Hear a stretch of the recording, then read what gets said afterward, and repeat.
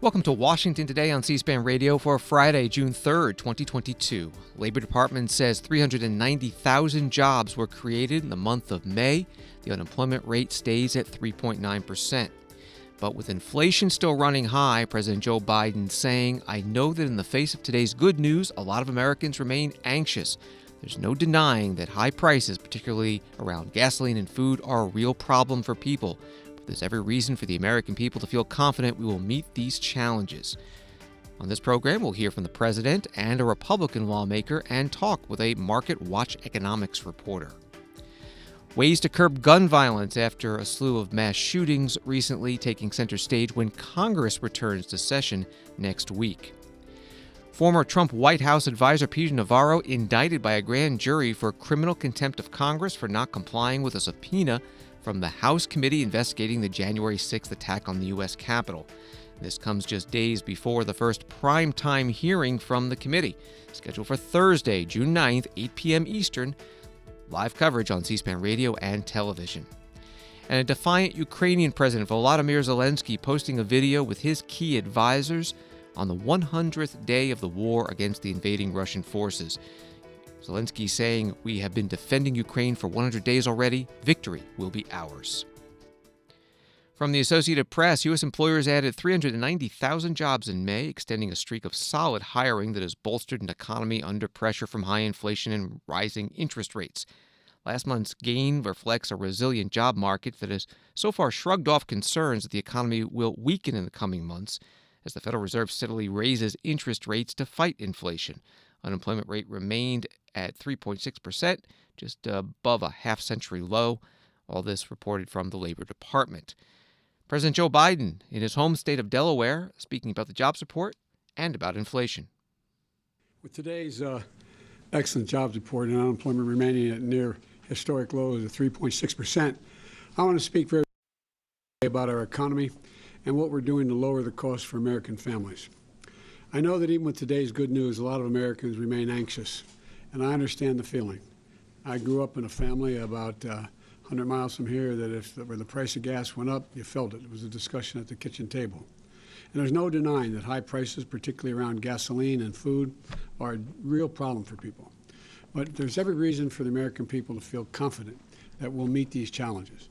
Because of the enormous progress we've made on the economy, the Americans can tackle inflation from a position of strength. It's still a problem. We can tackle it from a position of strength. The purpose that we've set out to accomplish and the progress we've made, I think, is critical. At the time I took office, about 16 months ago, the economy had stalled and COVID was out of control.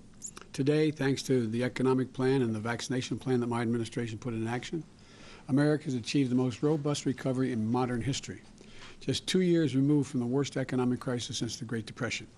The job market is the strongest it's been since just after World War II. We've got more evidence of that today.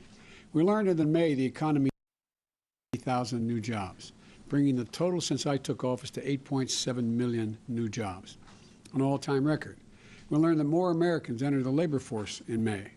In fact, working-age people have come back into the workforce at a faster rate in this recovery than at any point in the last 40 years. That means that the unemployment rate is near historic lows, and the number of Americans on unemployment benefits has gone from record highs to record lows. President Joe Biden in Delaware at the Rehoboth Beach Convention Center. After his statement about the economy and inflation, he took a couple of questions from reporters. One was about a Reuters news story that reads, Tesla CEO Elon Musk has a, quote, super bad feeling, unquote, about the economy and needs to cut about 10% of staff at the electric car maker, he said in an email to executives seen by Reuters. The article goes on. The message sent on Thursday entitled, Pause All Hiring Worldwide, came 2 days after the billionaire told staff to return to the workplace or leave, and adds to a growing chorus of warnings from business leaders about the risks of recession. That was the Reuters article. Here's the question to the president.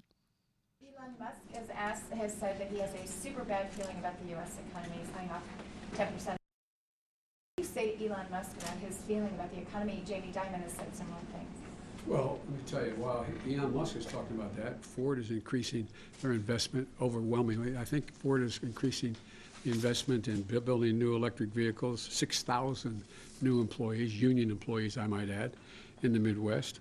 The former Chrysler Corporation, Stellantis, they are also making similar investments in electric vehicles. Intel is adding 20,000 new jobs for making computer chips. Lots of luck on this trip to the moon. President Joe Biden in Delaware. The Reuters article says almost 100,000 people were employed at Tesla and its subsidiaries at the end of 2021, according to its annual SEC filing. Republican Congressman Kevin Brady of Texas, ranking member on the Ways and Means Committee, tweeting today, in addition to a shrinking economy, slowing job growth, and crushing inflation, America's small businesses have lost jobs 3 out of the last 4 months. This is a big red flag that often signals a recession is around the corner. Another Republican Congressman, Jim Jordan of Ohio, telling Fox Business Channel today that inflation, especially record high gasoline prices, are hurting American families. Yeah, just a couple of days it went up like crazy. And as you know and your viewers know, inflation is the worst tax possible on American families. So, yeah, this is real. I think now there are like 8 states where it's already over $5 a gallon. Ohio is on the way there, unfortunately. And we shouldn't be surprised. I heard when Janet Yellen said she was surprised about how the inflation. I mean, come on. You spend like crazy. You pay people not to work and you drive up the cost of energy. And somehow you're surprised we got inflation. I don't think she's that stupid. So part of me says this is intentional. And we've started to kind of hear that from Joe Biden. Well, this is a transition period we got to go through. Yeah. No, it isn't. If we would do the right kind of energy policies like we had under President Trump, we wouldn't have this ridiculous high price for a gallon of gasoline. With more on the May jobs report, we're joined by Jeffry Bartash, economics reporter with MarketWatch. Thanks for being with us. You tweeted recession, economic hurricane, won't find any evidence in the upbeat May jobs report, but you also add the labor market and broader economy are still going strong despite some fraying around the edges. First, why are so many people then worried about a possible recession? Most people worry about recession because when interest rates go up, the economy typically does slow. And the truth is, if you go look back historically, the Federal Reserve has never been able to reduce the kind of inflation we have now, which is running about 8%, without triggering a recession. So if the Fed does manage to slow the economy and bring down inflation without causing a recession, it'd be quite a feat. What about that fraying? What does that refer to? We're seeing some signs here and there of a slowdown. Companies not hiring quite as aggressively. Hiring is strong, but it is slowing a bit. Some companies have instituted hiring freezes. We're seeing in the manufacturing space, companies are starting to see a deceleration in orders. Obviously, when interest rates go up, people are going to buy fewer homes. They're going to buy fewer cars, fewer appliances. So we're starting to see some slowdown in manufacturing. Again, around the edges of the economy because of higher rates. President Biden has been touting his plan to bring down inflation. The first thing he says is to let the Fed do its job, but he's also talking about deficit reduction and other things. Will that work? There's not much the White House can do realistically in the next 6 to 9 months to reduce inflation. It can take us steps like helping to encourage U.S. oil producers to pump out more oil. That would help lower gas prices. They've been a big contributor, as we all know, to high inflation. Reducing the deficit probably won't do much, but it certainly doesn't hurt. The part of the explosions in inflation was triggered by excess government spending, both under the Biden administration and the Trump administration. But all that stuff is kind of gone now, so the government's not spending, and that's not adding to the problem. Beyond that, there's a lot of issues with supply chains. Companies can't get enough materials, and until those supply chain bottlenecks ease, inflation is going to remain high, and it's going to take time for those bottlenecks to go away. How has Wall Street been viewing all this? I guess the old adage is that they just want certainty. Wall Street keeps going back and forth, as you see from the market moves up and down over the last couple of weeks. They want inflation to go away. They know the Fed has to raise rates, but on the other hand, they're worried that if interest rates go too high and the economy slows too much, it could tilt the U.S. into recession. That's why you keep seeing the stock market bouncing around. Investors are still trying to figure out whether the Fed will be able to succeed, and you you can expect the markets are going to gyrate for quite some time until investors have a better handle on the trajectory of the economy. Right now, there's still a lot we don't know about how this is all going to play out. We're talking with Jeffry Bartash from MarketWatch. When we talk about high inflation, people say, well, it's hurting the economy. Does anybody in the economy benefit from high inflation? If you have debt and you're paying it off, and that can help. My father, years ago, when inflation was high in the 70s, was able to pay off his home a lot faster because of high inflation. So debtors tend to benefit if they can pay it back in cheaper dollars. But by and large, inflation disrupts the whole economy. People don't know what prices are going to be. They may buy now thinking prices will be higher later, or they may not buy. They may decide to cut their purchases because they think they won't be able to afford it, and they worry prices will go even higher still. Businesses can't plan what their future investments are going to be because they don't know what the cost of money is going to be. So it just disrupts everybody's way of life and their ability to plan for the future. Finally, going back to the May jobs report, fairly strong jobs report. I guess I ask this every time there's a jobs report. Is the recovery from the COVID-19 pandemic complete? I would say no. In terms of the jobs, we can tell simply by looking at how many jobs or how many people were working before the pandemic and how many are now. And we're still about 800,000 jobs short from the pre-pandemic high. Now, granted, a lot of people have retired in the last couple of years, baby boomers. They were going to retire anyway, and when the stock market soared, they made them more financially comfortable. So we may not get back to that level until the summer, and then from that point on, the labor market will start reaching newer heights.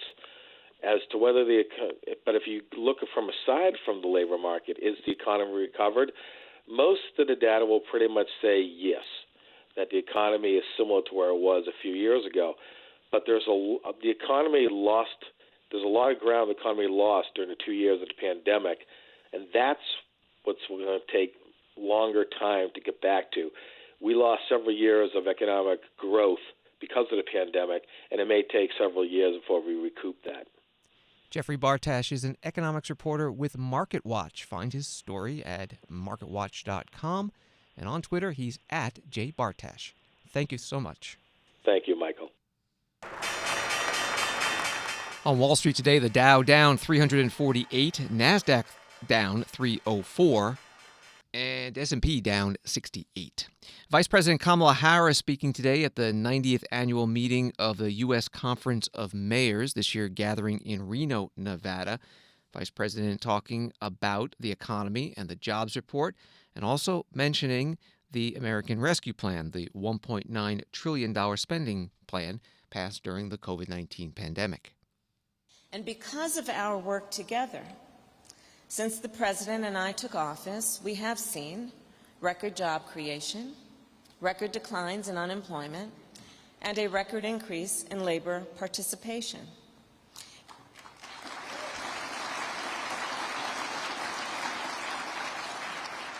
Just yesterday, in fact, we learned that the long-term health of our Medicare and Social Security programs is stronger than it was a year ago.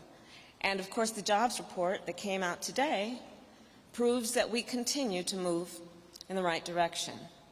Last month alone, we added 390,000 jobs, which is tremendous progress.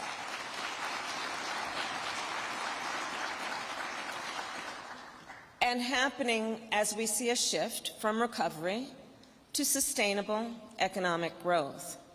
Altogether, we have created nearly 9 million new jobs since taking office, which is a record-setting pace of job creation. Unemployment is down to 3.6%, and small business creation is growing at an historic rate, which means, of course, at a local level, more folks are starting a new business in your community than ever before.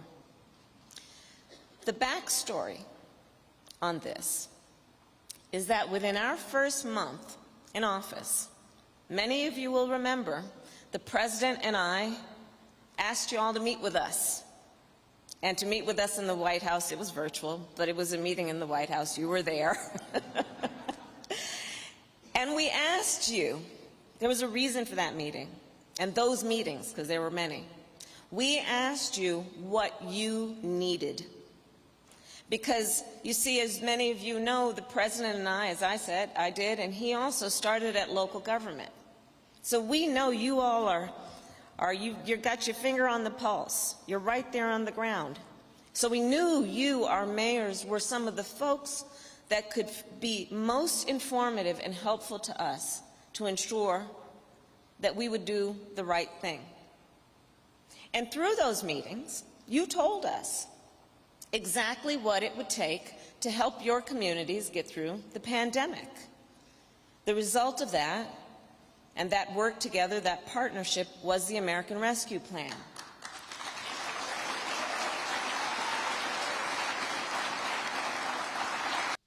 Vice President Kamala Harris at the U.S. Conference of Mayors annual meeting held this year in Reno, Nevada. The conference says it's the official nonpartisan organization of cities with populations of 30,000 or more, and that there are over 1,400 such cities in the United States. Reports are about 200 mayors attending this year's event. Washington Today continues in a moment. Frequently after mass shootings, senators and congressmen say, enough with thoughts and prayers, we need action. But there are people in Congress whose job it is specifically to offer prayers, the chaplains. And we hear their prayers after tragedies, like Chaplain Dr. Barry Black, who recently opened the U.S. Senate this way.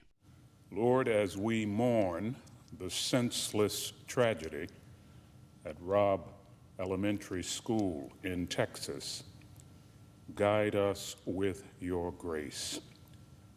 Lord, sometimes prayers seem so useless, yet in 1 Thessalonians 5:17, you told us to pray without ceasing. In C-SPAN's podcast, The Weekly, we hear prayers offered by chaplains opening the House and Senate following mass shootings in America's schools, a collection of mournful prayers that goes back decades. C-SPAN's The Weekly. Find it and follow wherever you listen to podcasts. Welcome back to Washington Today, which you can get as a podcast on the free C-SPAN Now mobile video app and wherever you get your podcasts. Congress's response to the recent mass shootings in Texas and New York will be on the agenda when the U.S. House and Senate return from recess next week. The House will be debating a package of gun control measures that was passed out of the House Judiciary Committee Thursday night. It was a party line vote, Democrats voting yes and Republicans no. And on the Senate side, a small bipartisan group of senators still working to find common ground that can get at least 60 votes in the 100-member Senate to overcome any potential filibuster. President Biden, in a primetime speech Thursday night, urging Congress to act. This time, we have to take the time to do something. And this time, it's time for the Senate to do something. But as we know, in order to get anything done in the Senate, we need a minimum of 10 Republican senators. I support the bipartisan efforts that include a small group of Democrats and Republican senators trying to find a way. But my God, the fact that the majority of the Senate Republicans don't want any of these proposals even to be debated or come up for a vote, I find unconscionable. We can't fail the American people again. Since Uvalde, just over a week ago, there have been 20 other mass shootings in America, each with 4 or more people killed or injured, including yesterday at a hospital in Tulsa, Oklahoma. A shooter deliberately targeted a surgeon using an assault weapon he bought just a few hours before his rampage that left a surgeon, another doctor, a receptionist, and a patient dead and many more injured. That doesn't count the carnage we see every single day. It doesn't make the headlines. I've been in this fight for a long time. I know how hard it is, but I'll never give up. And if Congress fails, I believe this time a majority of the American people won't give up either. I believe the majority of you will act to turn your outrage into making this issue central to your vote. Enough, enough, enough. Over the next 17 days, the families in Uvalde will continue burying their dead. It will take that long in part because it's a town where everyone knows everyone. and day by day they will honor each one they lost. President Joe Biden Thursday night at the White House. The White House says in honor of National Gun Violence Awareness Day, the north facade of the White House will be illuminated in orange tonight. Republican Congressman Matt Gaetz of Florida is a member of the House Judiciary Committee, which approved that package of gun restrictions Thursday night. He voted no.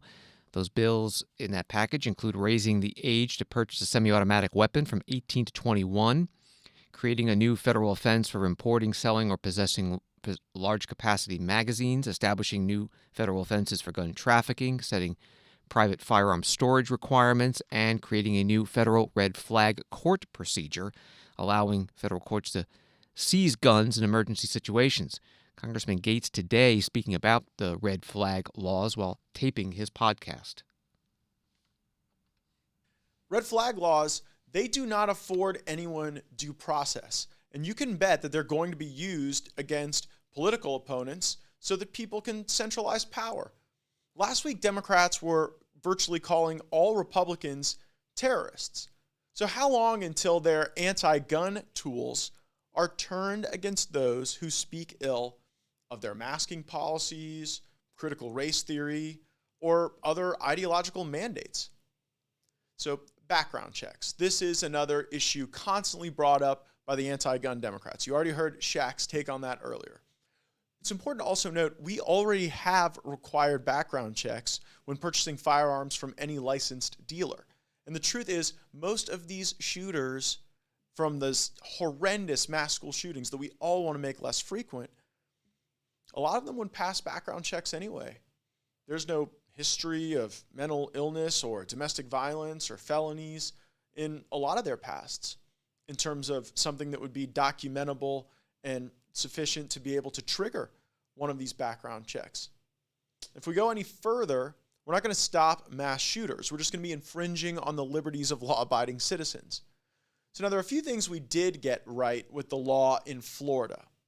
A program like the Sentinel program, very important, where retired military personnel can go to extra training to become certified as a force multiplier for school police, local sheriffs.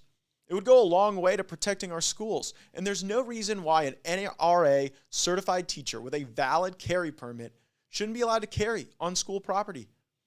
About 2/3 of Florida's counties have opted into the Sentinel program. And it's not just the red counties. It includes deep blue Broward County because they know the harm of some of these gun-free zones on school grounds. Gun-free zones don't work. As the Buffalo shooter and others noted, certain places are soft targets due to the lack of firearms.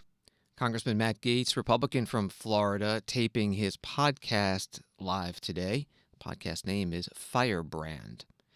Washington Post reports that Florida Governor Ron DeSantis, also Republican, this week vetoed $35 million in state spending for a youth sports complex in Pasco County, a project that had been pitched as a potential spring training site for the Tampa Bay Rays. Last week, the Rays issued a statement decrying the recent mass shootings in Buffalo and Uvalde, Texas, and said the franchise will be making a $50,000 donation to Every Town for Gun Safety, a gun violence prevention organization. The article goes on. The team statement read, "This cannot become normal. We cannot become numb. We cannot look the other way. We all know if nothing changes, nothing changes." Governor DeSantis asked today about the veto. Companies are free to engage or not engage with whatever discourse they want, but clearly it's inappropriate to be doing tax dollars for professional sports stadium. It's also inappropriate to subsidize political activism of a private corporation. So I think, either way, it's not appropriate. But we were not in a situation where use of tax dollars for a professional stadium would have been a prudent use. Ron DeSantis, Florida governor, Republican, today in Orlando.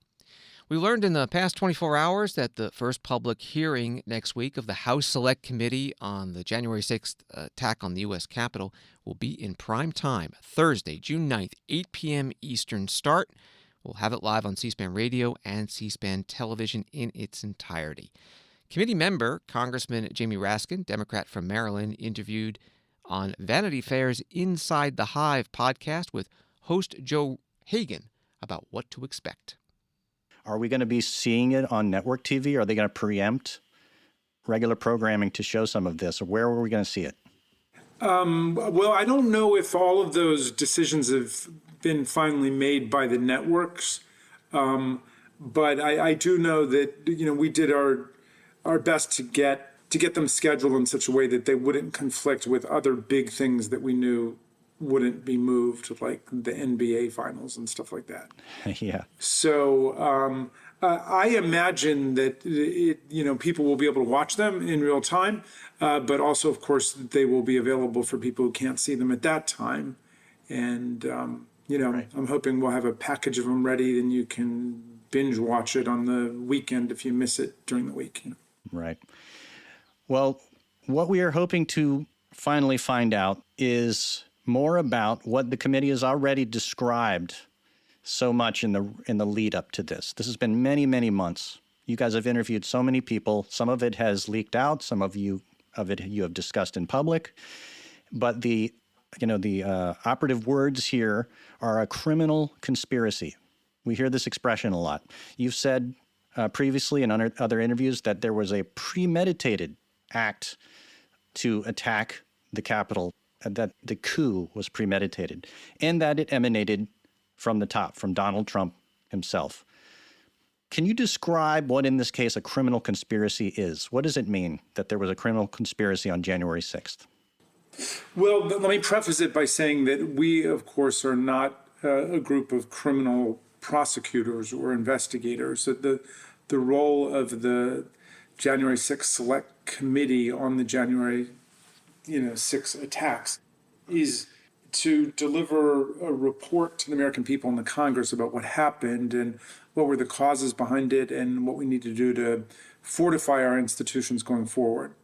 And that, of course, is up to the Department of Justice. But having said that, a conspiracy is an agreement between two or more people to commit an unlawful action or a lawful action by criminal means.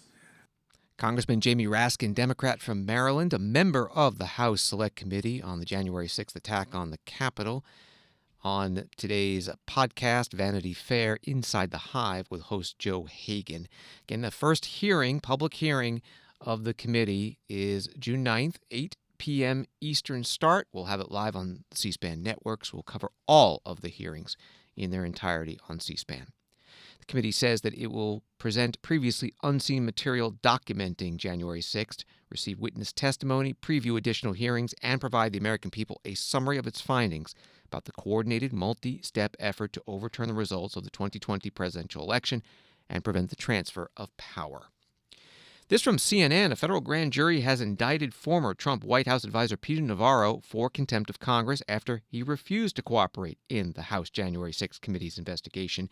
He faces 2 contempt counts, one for his failure to produce documents demanded by the committee, and the second for failing to show up for subpoena testimony before House investigators.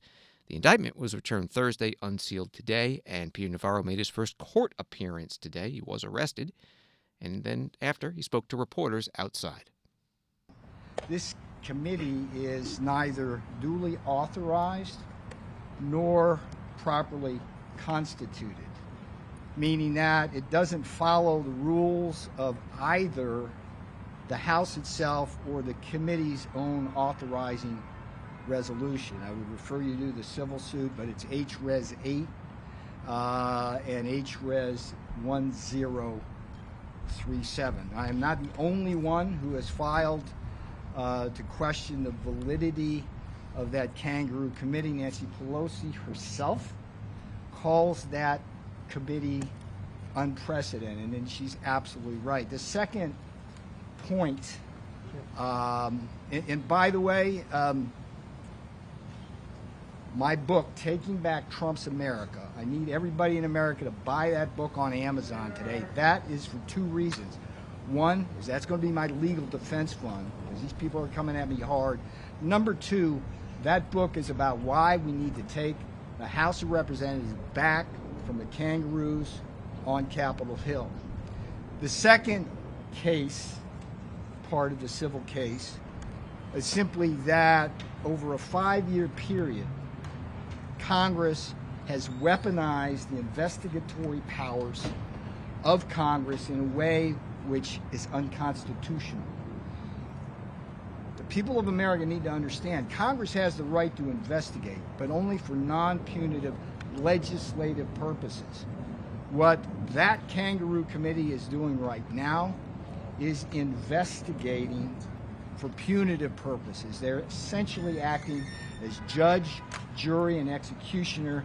Their mission, their clear mission, is to prevent Donald John Trump from running for president in 2024 and being elected for president. And people like me are in their way, and they're not coming for me and Trump, they're coming for you. All 74 million of you who voted for Donald John Trump. Peter Navarro, former White House trade advisor, outside the courthouse in Washington, D.C. today after being indicted and appearing in court on criminal charges of contempt of Congress, not responding to a subpoena for testimony and documents from the House January 6th attack investigation committee. If convicted, he faces up to a year in jail and $100,000 in fines for each of the 2 counts. He said he was arrested as he was boarding a plane to Nashville today on his way to make a TV appearance. He accuses federal law enforcement of prosecutorial misconduct for the way he was taken into custody. Navarro is the second former Donald Trump advisor to be indicted in connection with not complying with a subpoena from the Select Committee. The other one is former White House advisor Stephen Bannon, and his trial starts next month. Ukraine's President Volodymyr Zelensky posting a video on social media today on the 100th day of the war to fight off Russia's invasion. He's standing in the streets of the capital city, Kyiv, with members of his inner circle surrounding him.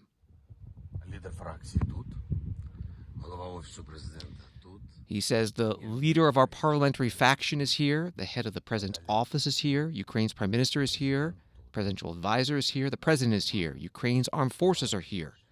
Most important thing is our people, the people of our state are here. We have been defending Ukraine for 100 days already. Victory will be ours. Захищаємо Україну вже 100 днів. Перемога за нами. Слава Україні. Героям слава. He said, "Glory to Ukraine," and the team behind him responds, "Glory to heroes." Today's video, very similar to one that Volodymyr Zelensky posted on February 25th, the day after Russia's invasion, also in Kyiv, and that was to dispel rumors he had fled the city. Former Secretary of State Hillary Clinton praising the Ukrainian president. Hillary Clinton interviewed today in Great Britain at the Hive Festival of Literature and Arts. And so when he invaded Ukraine, I was sadly not surprised. I was very pleasantly surprised at how effective the government of Zelensky and the Ukrainian people defended themselves. Yeah. And think about, Zelensky was a president who'd won an overwhelming mandate and immediately had to deal with Trump trying to get him to make up lies about Joe Biden. Yeah. I mean, here he's trying to deal with running a country, dealing with development issues, corruption issues, and gets dragged into American politics by Trump. And he sorts all that out. It was obviously very distracting. And then he gets attacked. His country gets attacked. Now, the not so well-known news is that even though Ukraine was not a member of NATO, they had been training with NATO, and they had been working on improving their defense even before 2014 and the invasion of Crimea, but then that accelerated. So they were much better prepared. And, in a totalitarian regime, one of its problems is leaders get told what they want to hear.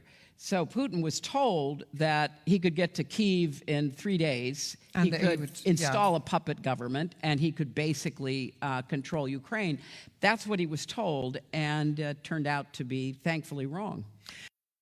Hillary Clinton, former U.S. Secretary of State under former President Barack Obama, today at the Hay Festival in Wales in Great Britain. A spokesman for Russian President Vladimir Putin, Dmitry Peskov, saying today that While Russia has achieved certain results during the first 100 days of the invasion of Ukraine, that Russia would continue the war until all goals were achieved. And that includes, as Dmitry Peskov put it, protecting people of the Donetsk People's Republic and the Luhansk People's Republic, referring to the two self-proclaimed independent nations in eastern Ukraine, and those nations now recognized by Russia. Also, more than 45,000 Americans have applied to sponsor Ukrainian refugees since the U.S. launched its Uniting for Ukraine program in late April. That, according to CBS News, 6,500 Ukrainians already have arrived under the program, and 27,000 have been selected and approved to travel to the U.S. from data from the Department of Homeland Security. Thanks for listening to Washington Today. You can get top Washington stories sent to you every day by subscribing to C-SPAN's evening newsletter word for word. Sign up at c-span.org/connect. Have a good night and weekend.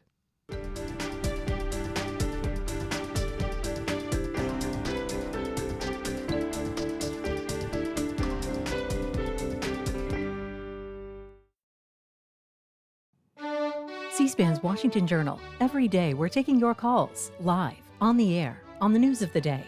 And we'll discuss policy issues that impact you. Coming up Saturday morning, American Psychological Association CEO Arthur Evans talks about the impact of mass shootings on children's mental health. Then, in our Spotlight on Podcast segment, Heartland Pod podcast co-hosts Adam Sommer, Rachel Parker, and Sean Diller discuss their podcast and Midwestern political issues. Watch Washington Journal live at 7 Eastern Saturday morning on C-SPAN or on C-SPAN Now, our free mobile video app. Join the discussion with your phone calls, Facebook comments, text messages, and tweets.